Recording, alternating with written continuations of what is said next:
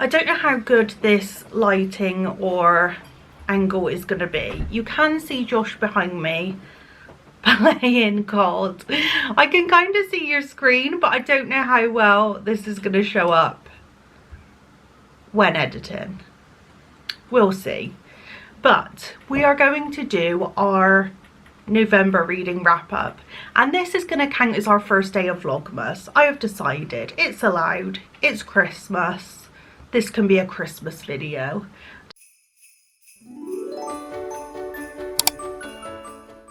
Don't know if like my blush is not blended overly well. Maybe we just, that's part of the Christmas look. I've got a tear. Oh dear. So, hello YouTube and welcome back to my channel, or welcome to my channel. My name is Jess and we are going to be talking about all the books I read in November. I read 11 books total in November, which is pretty good for me. November was an interesting reading month, let's just put it that way. By the end of November, I felt I was getting into a bit of a slump with reading, like I just wasn't in the mood. So now it's December and I can just pick up my festive books. Things are going to change. They're going to look up for me. Saying all that, the first book I did finish in November was Wildfire, and this is by Hannah Grace. This is the second book in a series. I don't know what they actually call the series. Maple Hills series? I think is the Maple Hills series, and is going to be a series of 3 books following different characters, their own stories. They are kind of interconnected. You don't have to read one to read the other. However, Icebreaker was the first one and I did prefer Icebreaker so far. However, the last book hasn't come out yet. This book follows Russ, who is, he's going to this camp for like summer break and he's gonna be like working there. It's Russ and Aurora he meets at a party and then he meets her again at this camp. It was good and I cannot remember for the life of me what I rated it. I cannot get over my blush today. Like, I don't know what happened. It was quite dark when I was doing my makeup. I gave this, okay, let's read my review. I gave this 3.75 stars. So originally I wasn't a big fan of the camp setting of this book. That's true, I remember that. However, it did grow on me. I really enjoy Hannah Grace's style of writing and was looking forward to this book. I think Icebreaker is slightly better than this book. Yeah, already mentioned that, didn't I? I didn't really relate to Aurora as much as I did Anastasia from Icebreaker. This didn't stop me liking Aurora, I just wasn't much of a fan of her as a main character. Saying that, I did prefer Russ over Nate. Yes, Russ was absolutely adorable. I loved Russ. He wasn't as controlling as Nate. Well, I don't know if controlling is the right word, but preferred Russ.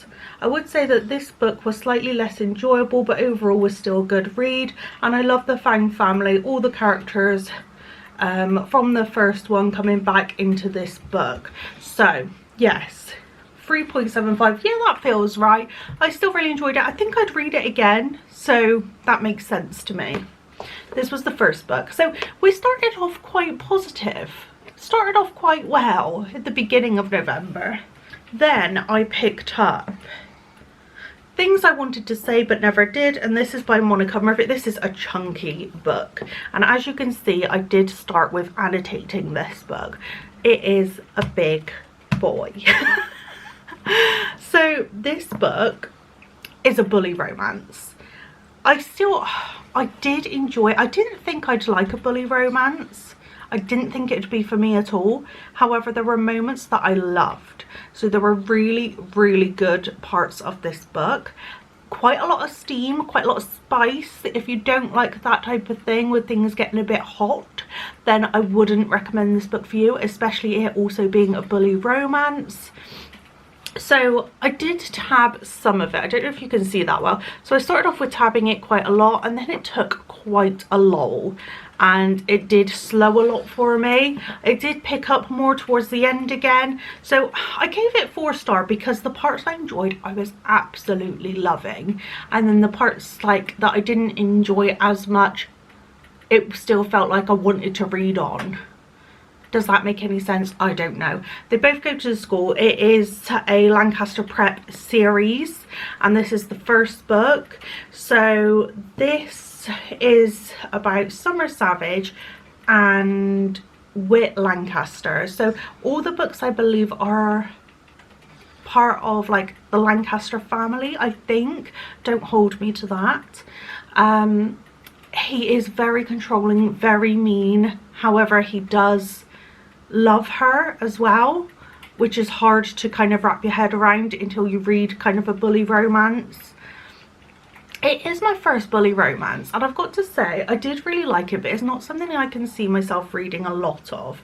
Please search up trigger warnings. Please be wary going into this if you did want to read it. Like I said, I gave it a 4 stars because I did like the parts I did tab. I did very much enjoy. I did like, you know, really get into this. Next up, I read Renegades by Marissa Mayer. I anticipated this to be a 5-star read. I was going into this thinking, I am gonna, I'm knocking you over. I am gonna love this book. This is gonna be a new favourite. I was so excited to dive into it, and it started out really, really good. However, getting towards the end, like it's quite a big book, getting further into it, there was a point where I started to lose interest a little bit. Like the story was just taking a dip, and then right at the end it picked itself back up ready to go into the next book. So this is a superhero book. So you have the Renegades and you have the Anarchists. The Anarchists are supposedly the bad guys, Renegades are supposedly the good guys. However, while you're reading this, you realise some of the Anarchists are in the right and some of the Renegades are in the wrong, and it's not necessarily as clear cut as good versus evil. So I feel like there is quite a bit of politics involved in this book, but it's not difficult to follow because it is YA. So they do have superpowers. Not everyone has powers. However, there is a lot of, like, I don't want to say mystery, there's a lot of secrets that come out. There's a lot of things you're unaware of that you learn, and it's not, that was my tablet reminder. I will be taking those in a sec. So it's not as clear cut as there's good guys, bad guys, they fight, they're against each other. No, there's a lot more to it than that. There's a deeper story. It is so, so good.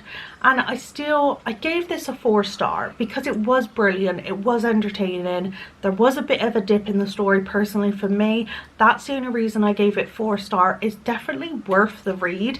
Like I said, it is quite a chunky book, but it does keep you on your toes, and the surprises are just, they're so good. The writing is fantastic.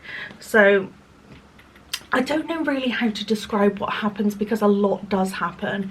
You're following 2 kind of main characters, one of them a renegade and one of them an anarchist, and it is kind of how each live completely different lives, how the rules around society makes it quite unfair for certain people, things like that. And there are some type of fights, battles, but they don't go on too long. They're not like bad, like they're still entertaining. It's still interesting. I feel like you just need to pick it up to understand. Gave it 4-star, was fantastic. Oh dear. I read Shatter Me by, I'm not sure how to say her name. Tahira Mafi? I'm not sure. This is the first in quite a long series, and I think this cover is absolutely beautiful. It's stunning, and on the back you can see all the other books. So it's quite a long series. It's quite a short one, thank the Lord, because I was so bored. And it sounds so interesting and people rave about this series, but I just did not care at all. The characters lacked any sort of interest personally to me.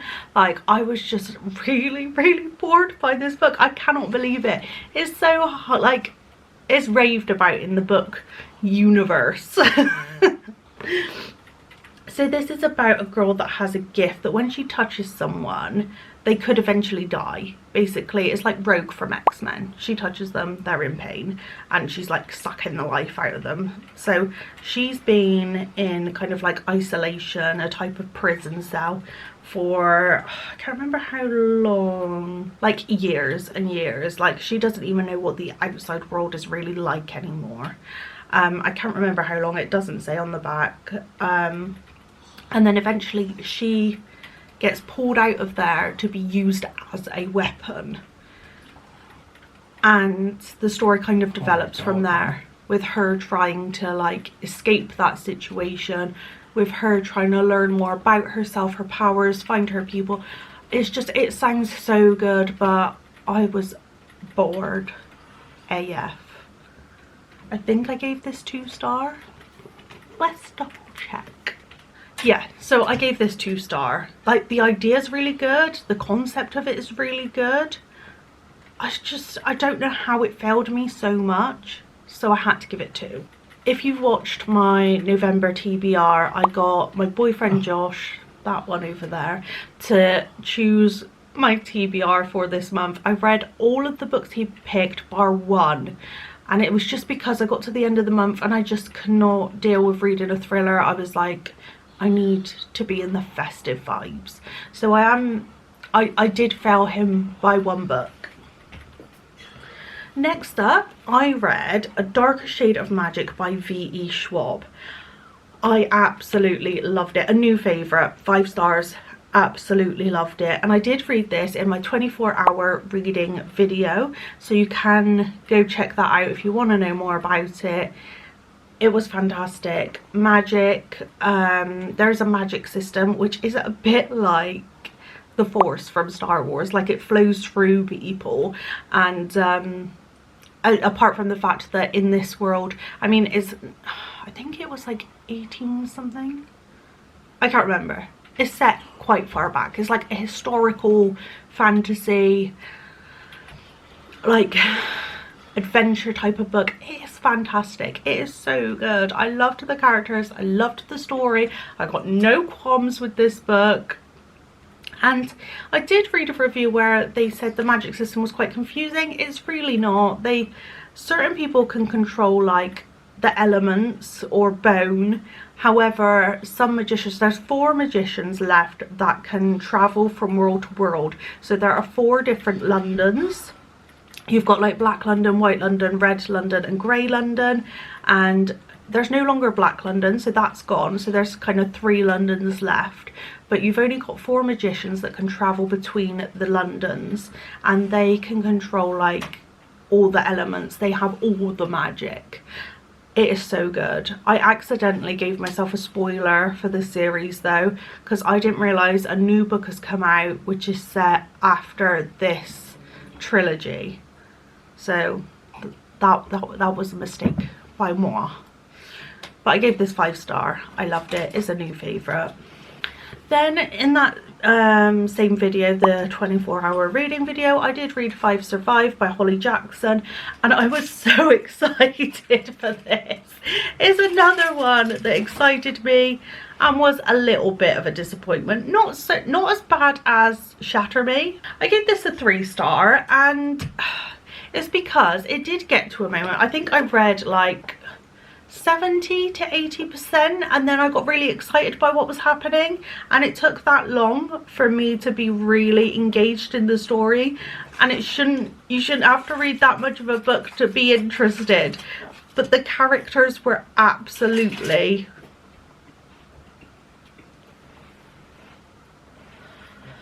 someone's eating his Ferrero Rochers. The characters in this book were unbearable. They were just so infuriating, irritating.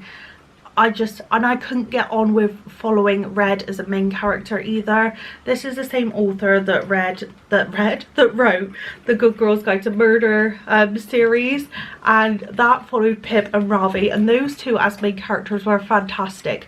That series is excellent. This one, it just fell a little bit for me. I didn't find it that scary. I didn't find any of it like that realistic, even though this could happen and has possibly happened before. I just did not find it like entertaining. I just did not get on with this book. I found the decisions they were making felt really stupid. A lot of it was them discussing what to do rather than anything happening, and yeah, it just fell a bit flat for me personally. It was good. The ending with the like surprises and the like when the truth came out, it did not shock me that much. And it's called 5 Survived. There's 6 of them. The character that died, I thought, good riddance. I just didn't like him at all. Next up, I read A Twisted Love Story by Samantha Downing. And Samantha Downing, she's just a genius. Every book she writes, to me, I think, is just, she's one of my absolute favourite thriller writers. I have loved every single one of her books. This one I think is completely different to her other books. Less thriller, more like, what's it called, like a it's more of like a romance, but in the sense that they've got a toxic relationship. So it's like a toxic romance story with a bit of drama, some kind of thriller aspect, some really interesting surprises.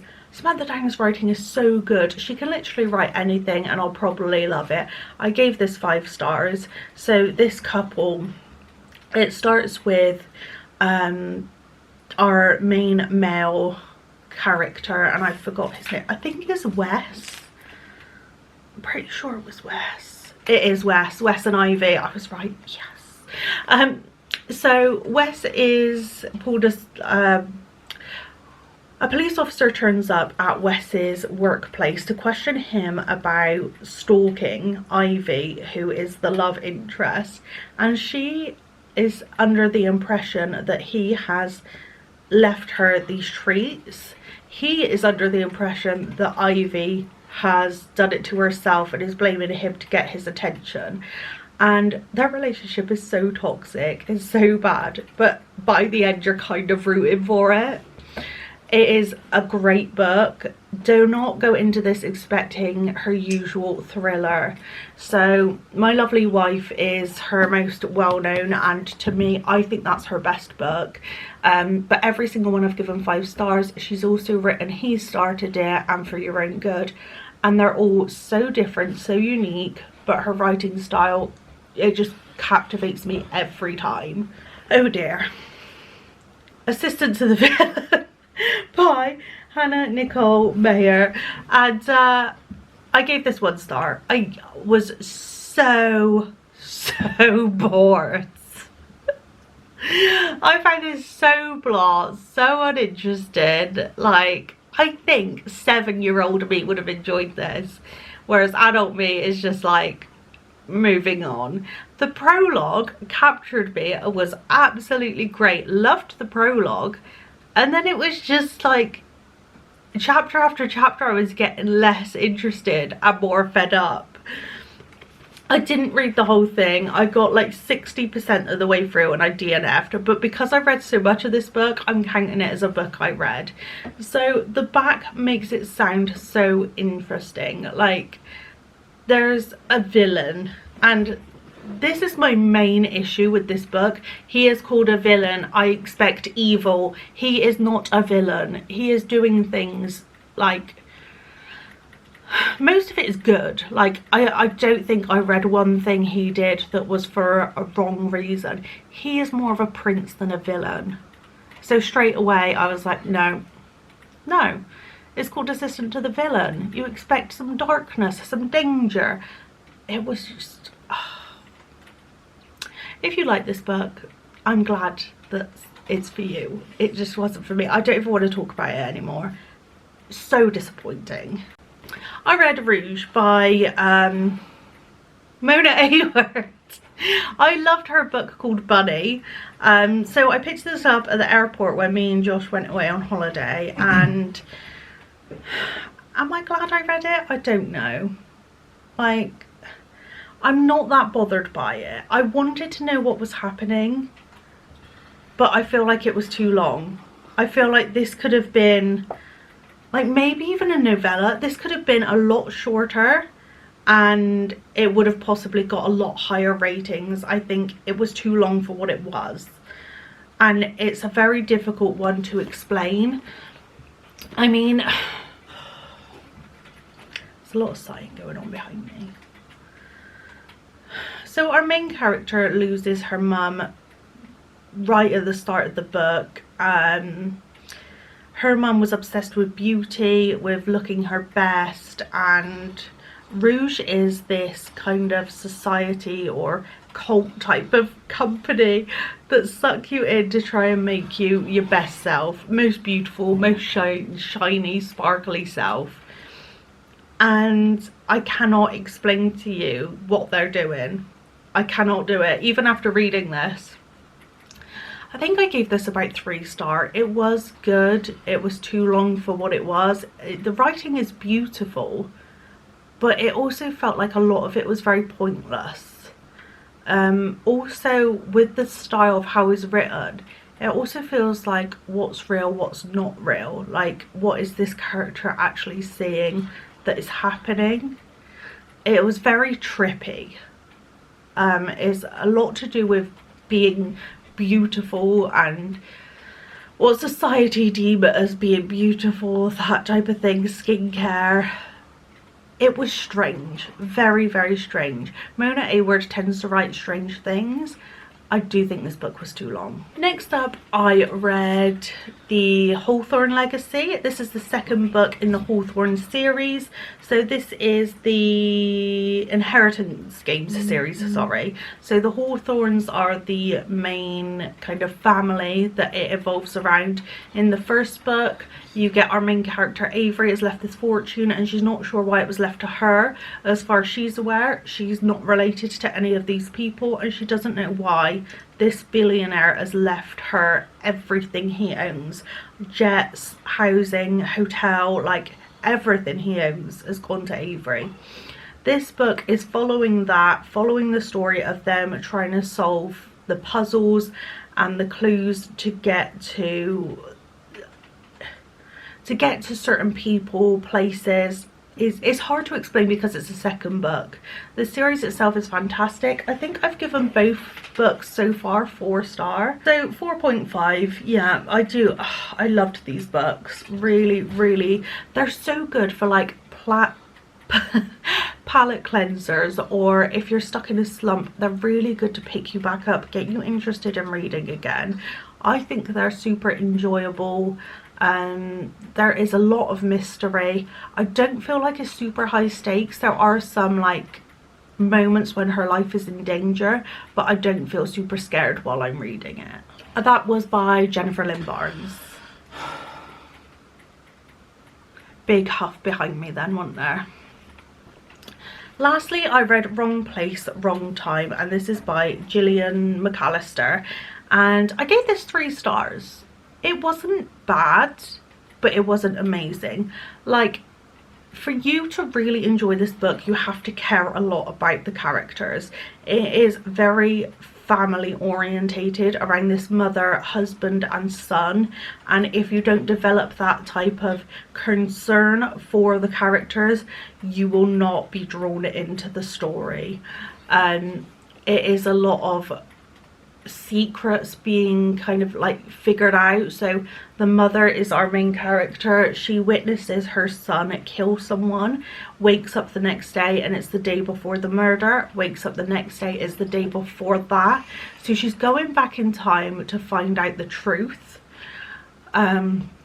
She doesn't know how far back she's going to go. She doesn't know why it's happening. She believes there are things she needs to know in order to stop the murder.